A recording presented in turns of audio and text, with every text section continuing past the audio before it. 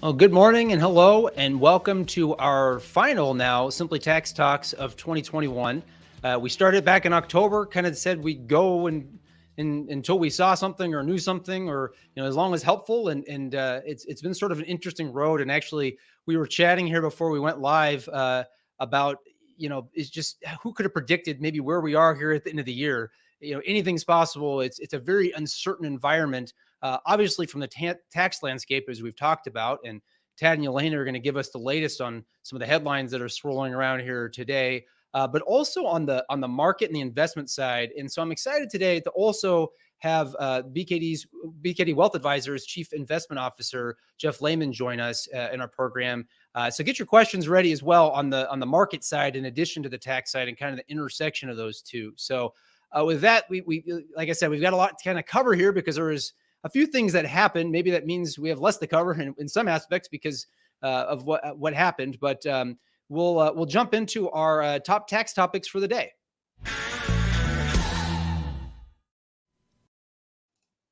All right. So as I said, there are a couple things that happened here. We're going to kick it over to Yelena here, and Yelena, I guess we were talking about a BBB Christmas and whether or not we'd have a BBB Christmas.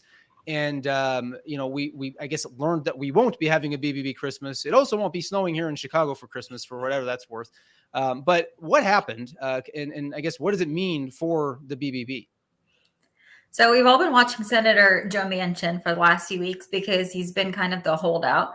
So if you remember, we've been talking about how Democrats need 50 senators to vote yes on the bill to get it passed through the Senate. So even one senator holding things up is an issue. And that one senator for the last few weeks has been Joe Manchin. And he made an appearance on Fox News Sunday. And he said, this is a direct quote, "I can't get there. This is a no."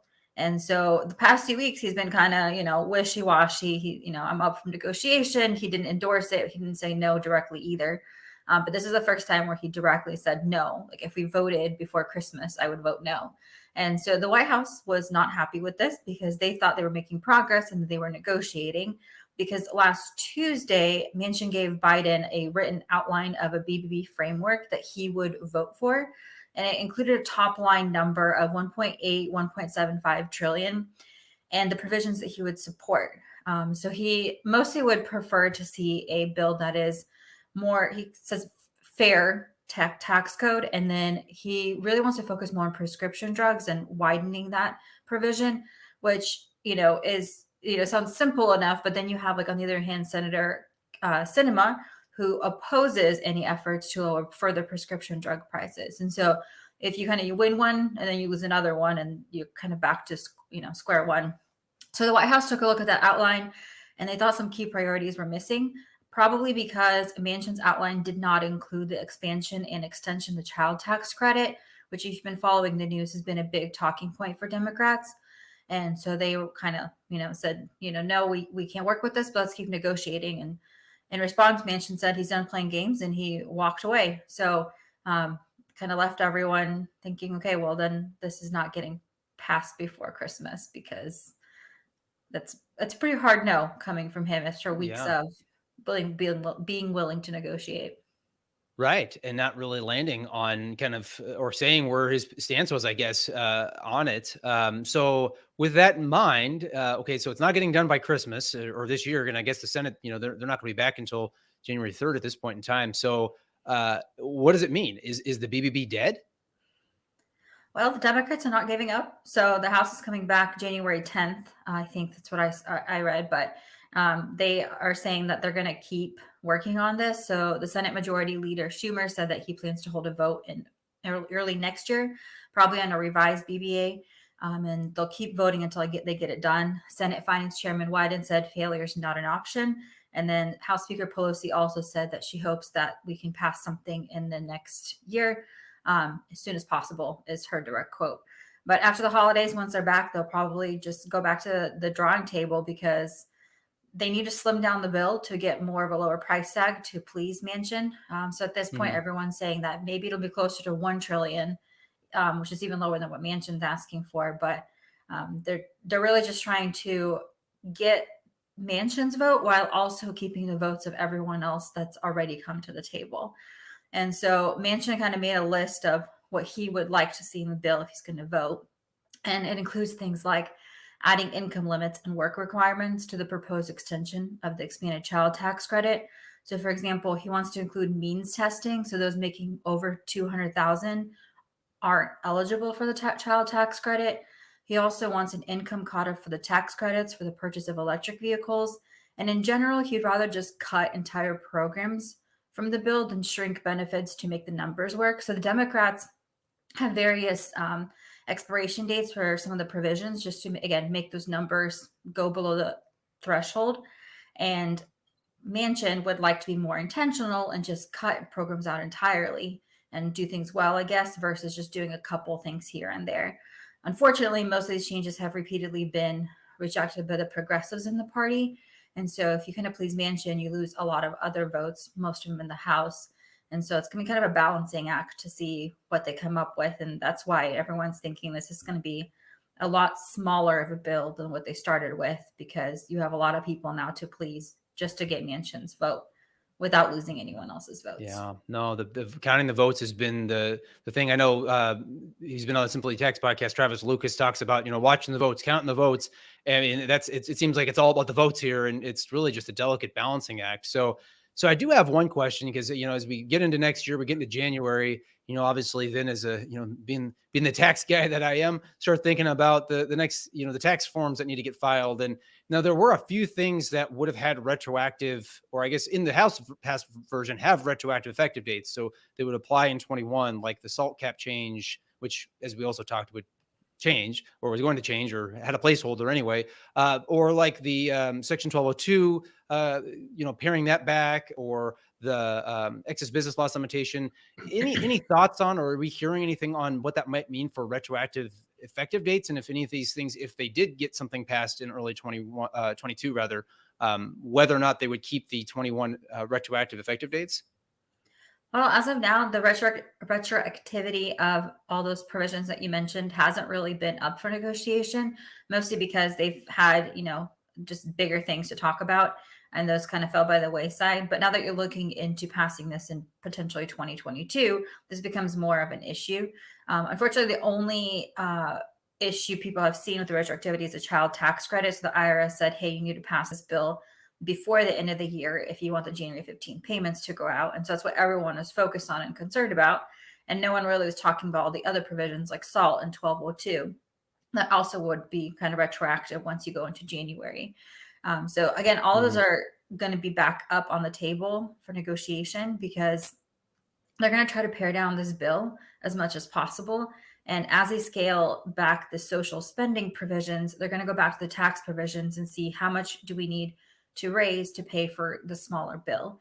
And so depending on how much they need to raise, that will kind of determine the retroactivity and the effective date of many of those provisions, because you have to, again, raise enough money. And one of the issues Manchin has had is, we're just kind of making up dates or, expiration dates for some of these just to make the numbers work. And so that is their strategy. And so I guess once they have a smaller social spending side figured out, then they're going to go back to the tax provisions and figure those out. So honestly, it's to be determined. No one really knows on how they're going to do that. But I know for as far as 1202, that's one that hasn't, the effective date has not changed throughout the negotiations. It stayed consistent through all the versions. And so that's probably one that will probably stay the same, because at this point, everyone's on notice, and that goes back all the way to September. So, but everything else I would assume is just back up for negotiation. But Wyden has said that his priorities in the Senate include extending the expanded child tax credit, which Manchin opposes,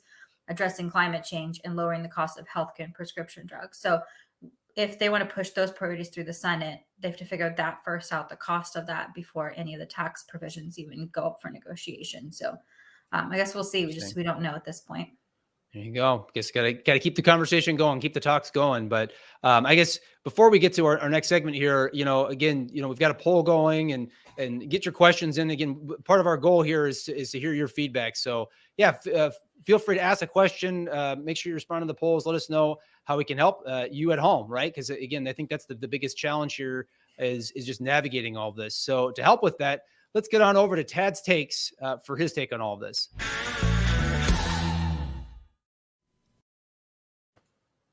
All right, Tad. Other than I guess maybe telling me I told you so, because your prediction when we were talking about whether or not we're gonna have a BBB Christmas was no. I guess what's your take on this development here with the BBB and or maybe lack thereof? Well, it wasn't because I had any kind of insight or anything. It just, the way this thing was going, it just didn't look like anything was going to get done. I never thought it would be as abrupt as it was, but it kind of interesting how Senator Manchin chose to do that on Fox News, which, I think if you follow the politics of that, is probably one of the most hated shows in the White House, probably on Fox News, and that's the first that apparently the White House heard about it as well. So I don't know. I mean, there's a lot of surprisingly a lot of mudslinging right after that too. I think the press secretary Jen Psaki came out pretty hard on Manchin, and that's not a way to build a bridge. So I got to tell you, I am not convinced or have any kind of thought that this thing's even going to get passed in 22. I mean, sure, they might pass something, but it's going to be so watered down and scaled down that I don't even know if you can call it, a BBB at that point in time. So just not really thinking that a lot's going to get done. And really, quite frankly, the way things have been going, I mean, I don't know how much you're going to, you factor that into what we're doing here to the end of the year for planning for people. So it just almost is a circus. And somewhat disappointing, I guess, to see how all this is playing out, where, politics aside, or personal politics aside, how one person, can really control this whole process. And it really is it's kind of, in some ways, it's fascinating to watch, but in other ways, it's a bit disappointing. Yeah, it definitely, it's hard to know. And I think we could say that uncertain word, and it just seems so prevalent. I guess, and it's even reflected in our poll here. It was kind of split, but most said they don't know. But I mean, 27% here said that they don't know that we'll ever see the BBB go through. So I guess with that, I mean, do you have any thoughts, Tad? I mean, what are you telling people? How are you approaching, planning for the BBB that might not ever be, I guess? Look, we were talking a little bit before, before we came on, with Jeff about, and he'll get into this, but how you don't let policy or taxes, kind of wag the dog here. And that's really kind of what we're looking at right now. I mean, I can only plan with what I have in front of me, with people. If there are some things we can do that might, help if the rules change, we'll take a look at them, but you kind of have to go with what you have in front of you. Now, that being said, there are a couple things out there. If people, have installment sales or some 1031s, you actually can get into 2022 before you actually have to make decisions and pull the strings on how you're going to handle a certain, transaction. Installment sale, you can elect out of the installment sale treatment and pick up all the gain back in 2021 if you see those rates are going to go up, or if they're going to have the surtaxes in there. So you have bought yourself some time, if you have that situation. Same with the 1031. You've really got, till the due date of your 2022 return, if you did a sale late in the year, to decide whether you want to bust the 1031 and pick up the gain back in 2021 or not.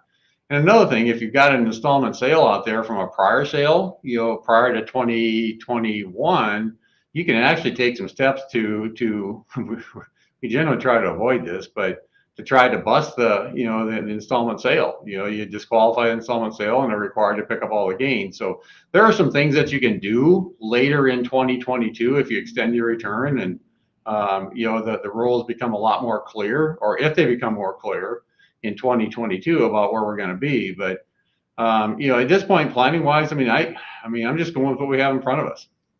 Yeah, I think that's all you can do. Like you said, and you teed up, letting the tail wag the dog. I think that's a good intro for our next segment here. We'll go over to our top takeaways. And with that, I'd like to welcome Jeff Lehman on, again, BKD Wealth Advisors Chief Investment Officer. And so I guess, Jeff, my question to you here is, we've been talking about, obviously there's uncertainty on the tax policy and legislative front, but but certainly there's other, headwinds and challenges and uncertainty and turmoil, when it comes to things like inflation and the market and the economy and the pandemic. And there's just a lot, right? So I guess in light of all that, what's your take and takeaways that everyone should maybe be thinking about here as we're heading into the final days of 2021? Well, you're right, Damien. At any given point in time, there are a lot of factors that are influencing the investment markets, the ebbs and flows of trading from week to week and so on. And this has been an important one, though, really, because we've had in recent weeks is a big reset of expectations for tax rates as we go into next year. Going through most of 2021, investors expected tax rates to be higher for both individuals and corporations. And even in the most recent proposal that didn't make progress here and get passed here at the end of 2021, really most of those tax rate changes were off the table. So things like capital gain tax rate increases for most people, income tax rate increases.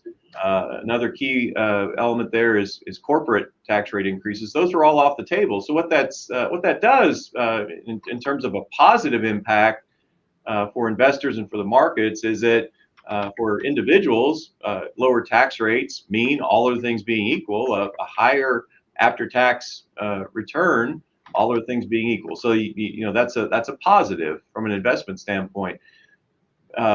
More interesting even than that, though, too, is really what's happened with corporate tax rates, because at the beginning of the year, the baseline expectation is that corporate taxes would go from 21% back up to 28%. That got watered down a bit in the middle of the year to maybe 25 to 26%, and now that's off the table. So keep in mind that the market is forward-looking. So what's happening now is that analysts are all re-rating expectations for 2022's corporate profits upward, because you've got, let's call it 5% additional taxes that don't appear to be applicable now to those earnings estimates next year. So that's actually helped profit estimates and increased optimism going into 2022. That's very interesting. Like you said, I guess being the tax guy that I am, I'm usually thinking of the tax rates and directly in the companies we're working with. But you're right, and just the overall valuation impact there as well. So again, I'm going to invite the audience, ask your questions. But Jeff, I'm going to ask you a question I have, which is, often this time of year we're focused on, and there's all the articles that come out with the things to do before year end, or you name it, right? Or top 10 takeaways or whatever, right? What are the action items that someone maybe should consider from an investment perspective here in the waning days of 2021? This is often a great time of year to look at how the tax situation has played out in as a result of portfolio activity this year. We build a lot of tax efficiency into portfolio design at BKD Wealth Advisors and try to manage that along the way. This year's a little bit different in the sense that because the market has performed so well over the last few years, there aren't a lot of losses to take in portfolios now to offset gains. So that's always a great review to do at the end of the year. Make those, I guess the flip side of that too, from an activity or an action standpoint, is that there are a lot of built-in gains after that run. So once again, a really nice environment or opportunity to gift appreciated securities for the year-end charitable giving. We're getting down close to the end of the year. It's getting a little tight on some deadlines for that, but there should still be an opportunity to think about that as well.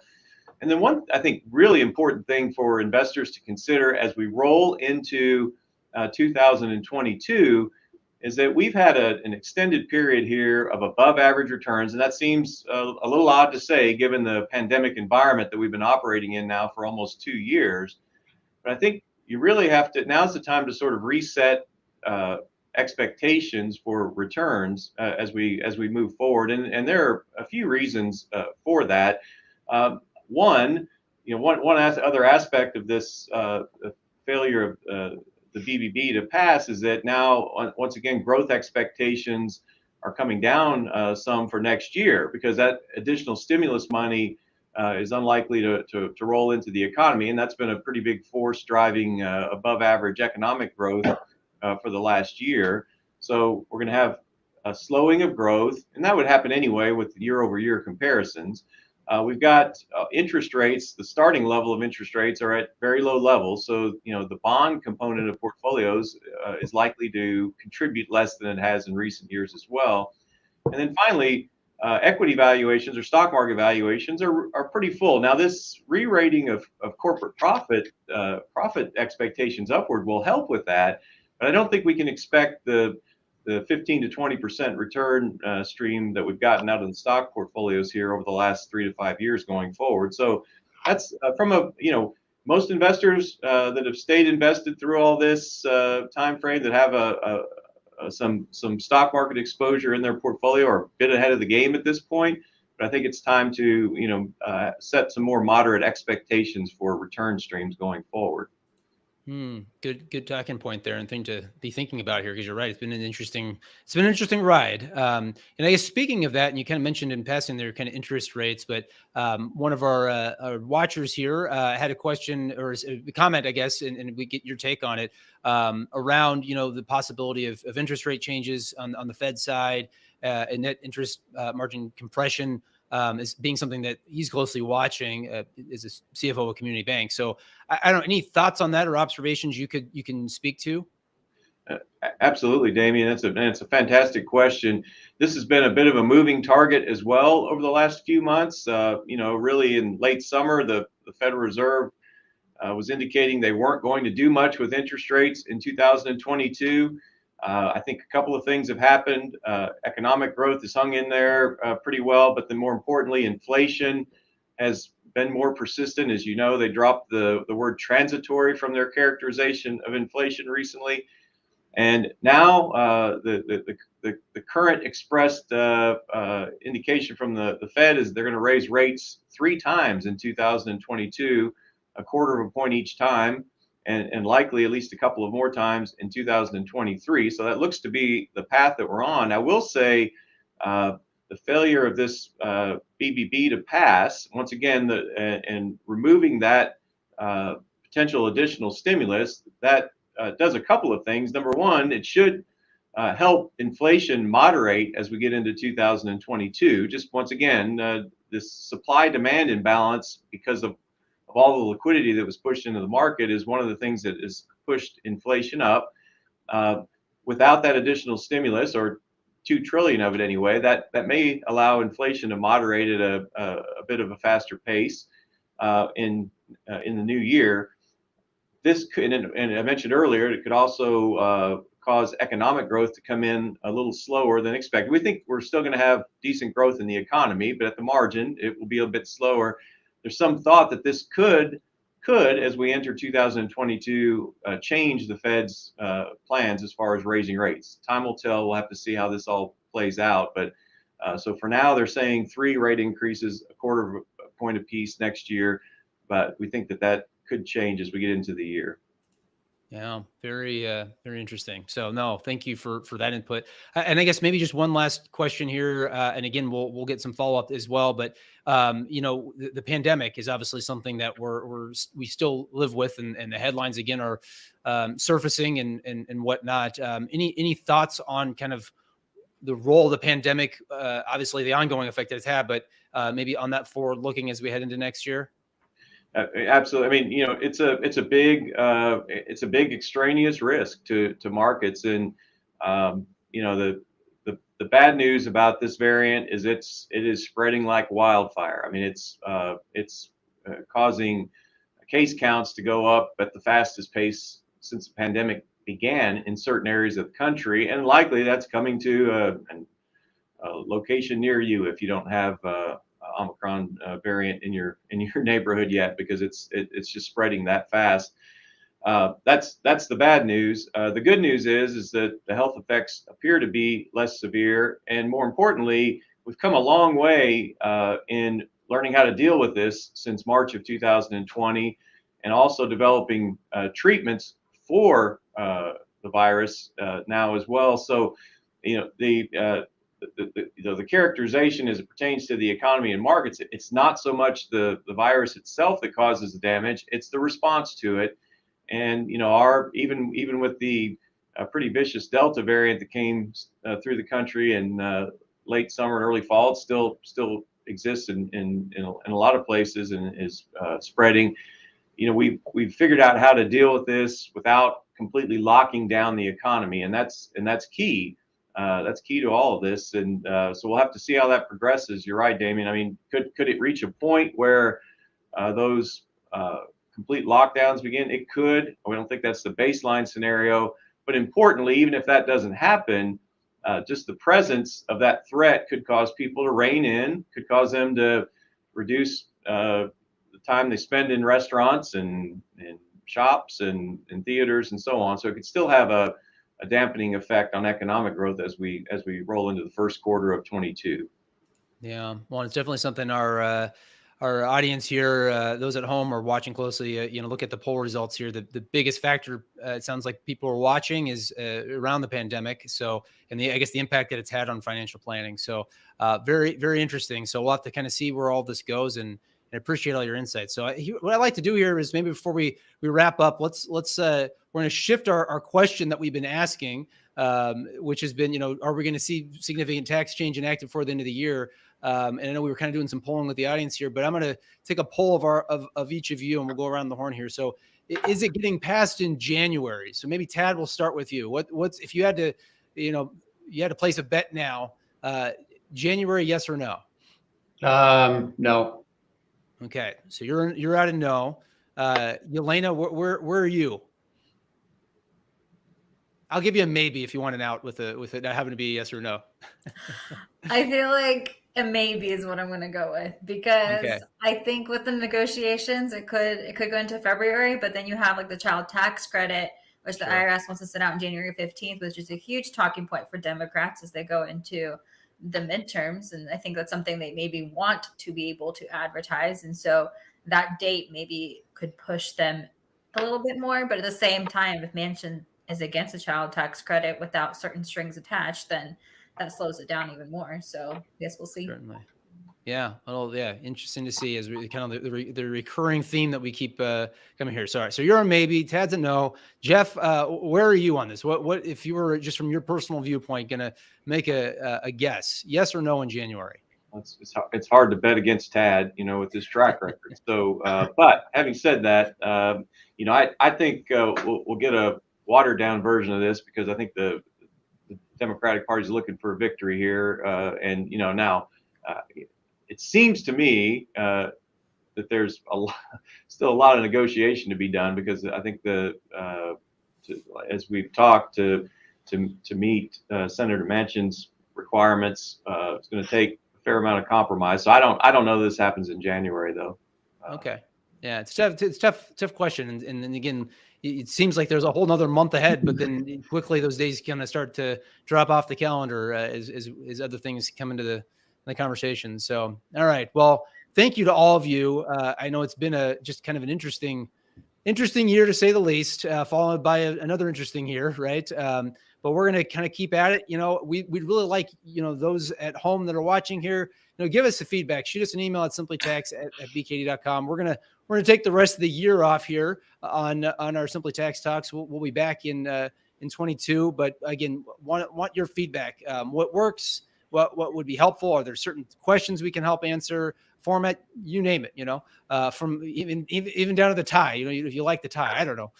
Let us know. But again, want to extend my thanks to you for watching, and to Tad, Yelena, and Jeff for joining and sharing their insights as always. And with that, we'll wrap it up for there. Thank you for watching, and have a happy New Year.